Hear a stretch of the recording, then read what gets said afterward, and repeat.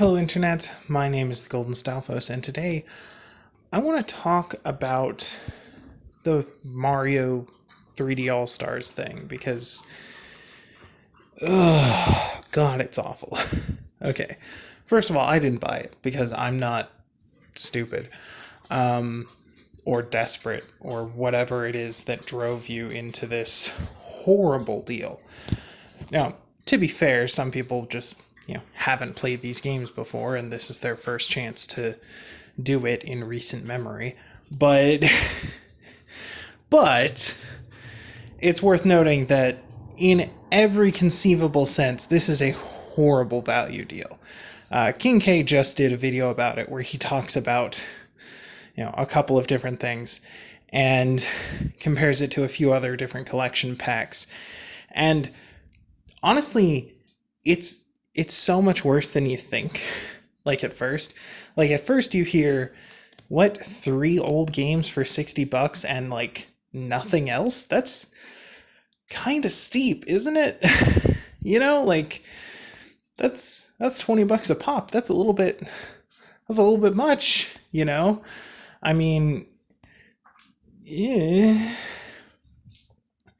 But then when you put it in context, it gets so much worse, right? The Insane trilogy and the Reignited trilogy both launched at $40 and both had 3 games rebuilt from the ground up with high HD graphics and shit and modern control schemes and remappable buttons and and they were available on PC and stuff too. And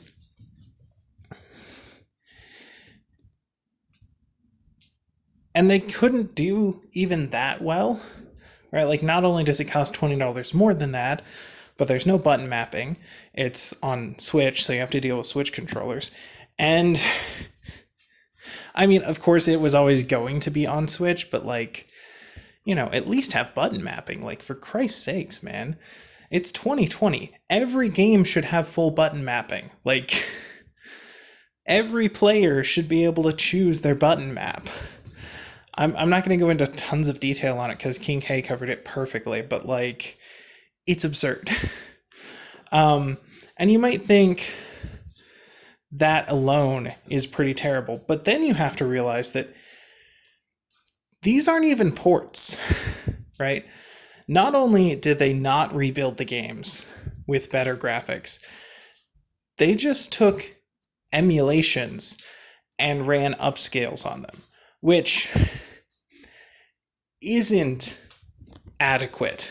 Okay, first of all, these games don't look as good as they do when emulated on your computer at home. I know because I've done side-by-sides. And with the footage from other people, but also King K did a side-by-side, and yeah, the Dolphin game looks better than their in-house emulator. And you can do other stuff to the Dolphin game to make it look even better and do stuff that their emulator can't. But also, in the case of games like Mario 64, upscaling doesn't make it look better. It just doesn't. The simple fact is that those games had horrible poly counts and they look janky as fuck. And yes, the people who made them put in every effort at the time to make them as good as they could at the time. But that time was 30 fucking years ago. Not actually 30, it's 24 years ago. And I know that because it came out the same year I was born, and I'm 24. And Jesus Christ. Ugh. I can feel my bones scraping together. Anyway, but not only is it shitty emulation, not only do they not have button mapping, not only do they, just emulate 3 games for $60 when many other remake packages have been way better than that. you know, they also just like have the audacity to try and trick people into buying it with artificial scarcity, which is just insane. Like, it's a thing that has literally never been done in a video game ever. And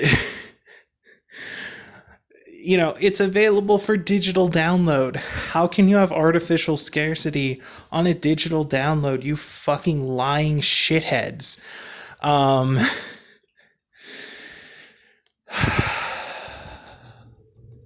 so there's that. But also, it doesn't just pale in comparison to recent remakes from other companies, right? It pales in comparison to remakes from Nintendo, right? On the Super Nintendo, there is a game called Super Mario All-Stars plus Super Mario World. And that's right, one SNES cartridge held all 3 of the original mainline Mario games and World and the Lost Levels all at once. And that was full price. And like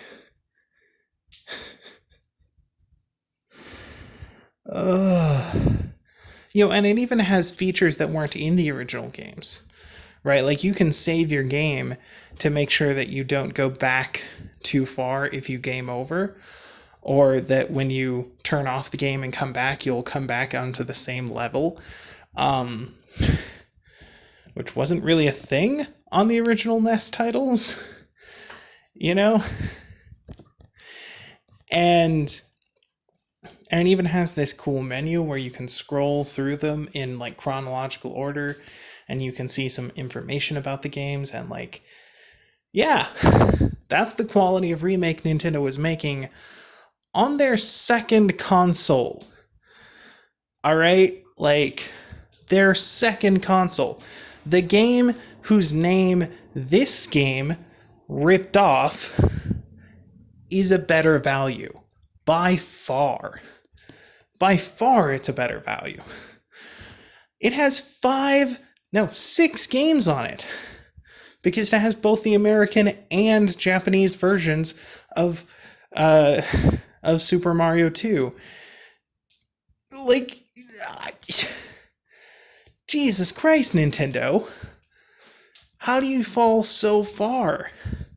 You go from 6 fully realized remakes with improved graphics to 3, we'll half-ass the emulation and charge you full price. Like, Jesus Christ, man.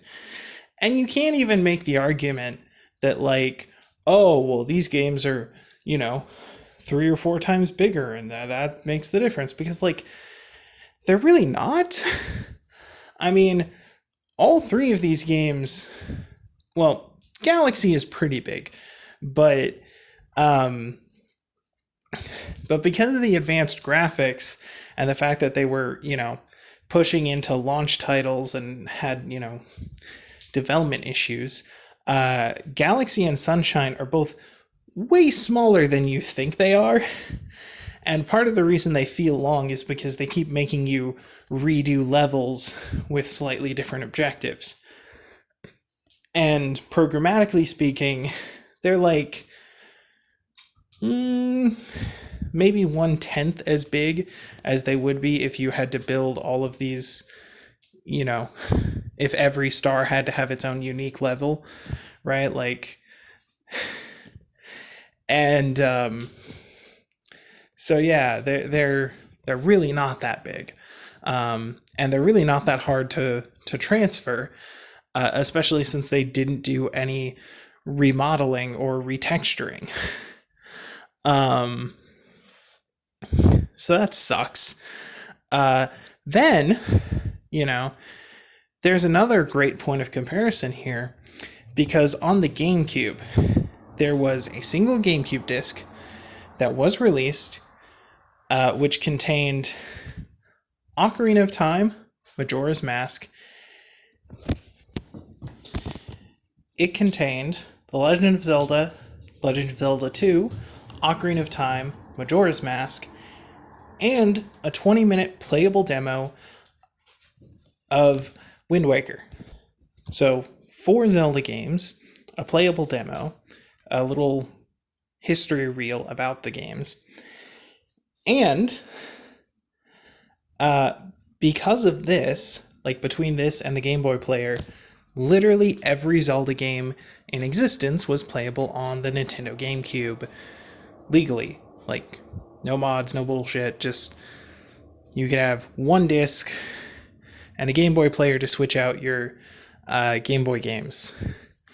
And, at the same time, they released the first Four Swords game, which I talked about before in another video, which unfortunately is basically impossible to play without a bunch of link cables and stuff. You can emulate it nowadays, but you still need other people to play with or multiple controllers to switch between, which makes it insane. But they released that game, and on the same cartridge was just a bonus, A Link to the Past, the entire thing on Game Boy Advance, and it was upscaled and shit. Game Boy Advance has a tiny ass screen, so you don't really notice, but if you plug it into your Game Boy player on your GameCube, then you would notice. And so literally every single Zelda game in the world was playable on one console at once, right up until the release of the Wii. Actually, right up until the release of, I guess, the DS titles, because those came out before Skyward Sword. But yeah, up until that point, you'd have one console and play all of your Zelda games. And this amazing, fantastic game is really good. It has good emulation. There's some retexturing for the older games. All of the button prompts are redone to fit with the GameCube controller, and it even has an advanced button map for the N64 games where you map X, Y, and Z to the C buttons so that you can use items quickly and easily without having to fiddle with the C stick, which, by the way, is how I map my N64 games whenever I emulate them on Dolphin. And I mean, I have multiple legit copies of the games, but it's easier to play them on Dolphin. Well, the N64 games aren't on Dolphin, they're on Project 64, but whatever. My point is that in the past, Nintendo has made remake collections that have a lot more effort put into them, that aren't just shitty emulation, and they don't even charge $60 for them all the time, and no one should be accepting this, this is by no means a first. And honestly, compare this collection to any other HD collection, right? Compare this to God of War HD collection.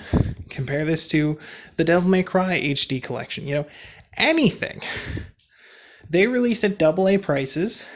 They actually do some things to improve the games for the new console. And, they let you have it. And that's it. That's all you have to do. And it's just mind-blowing to me. Absolutely mind-blowing that anyone accepts this shit, even a little bit. So, yeah, I fuck you off, Nintendo. I don't know how you got people to support you so much, but let's be honest, guys. I love Nintendo games. I really do. Almost all of my favorite games of all time are Nintendo titles. But the simple fact is, they're a shitty, evil, horrible company. And every day they do something even more shitty and evil and horrible than yesterday. And I don't know how anyone defends them. Like, I honestly don't. Like, there was a time, like right when the Switch was coming out and things were looking up and people were being, optimistic that all of the shitty, horrible, evil things they had done during the Wii U era were over and we were starting fresh, new management, where we're moving up. But those hopes have been dashed. There is no such silver lining. This company is evil to the core, and everything they do is a cynical, shitty cash grab designed to suck the life out of players.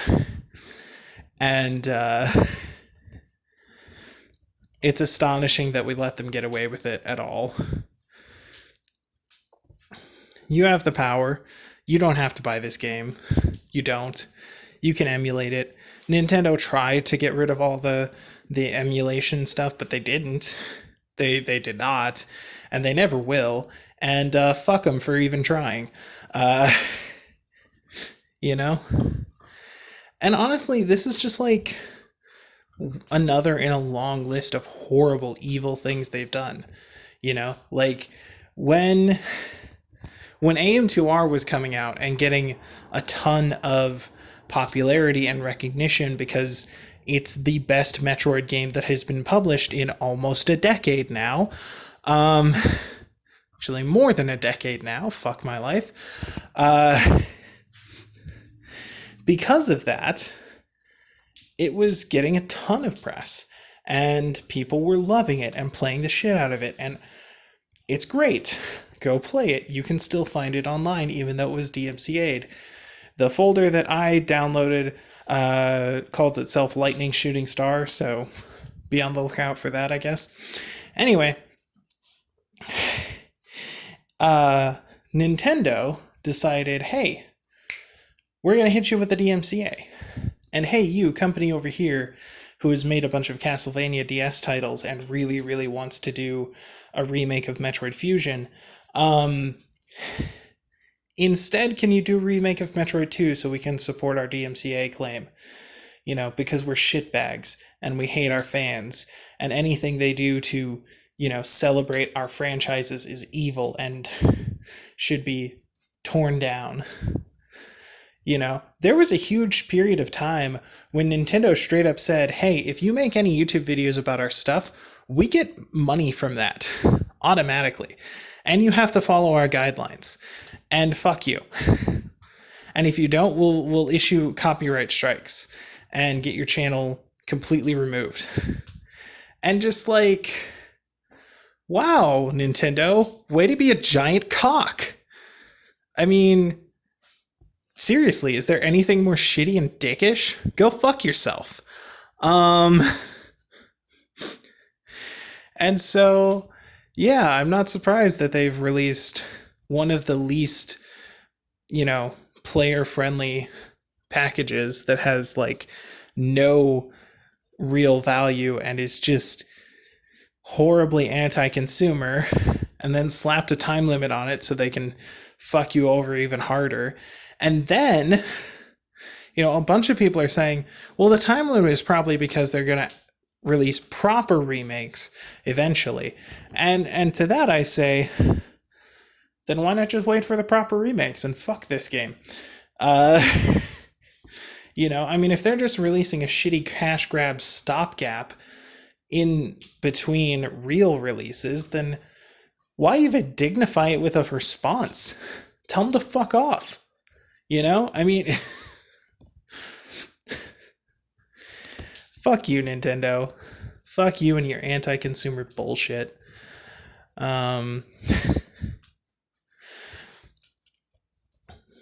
Yeah, that's about all I have to say.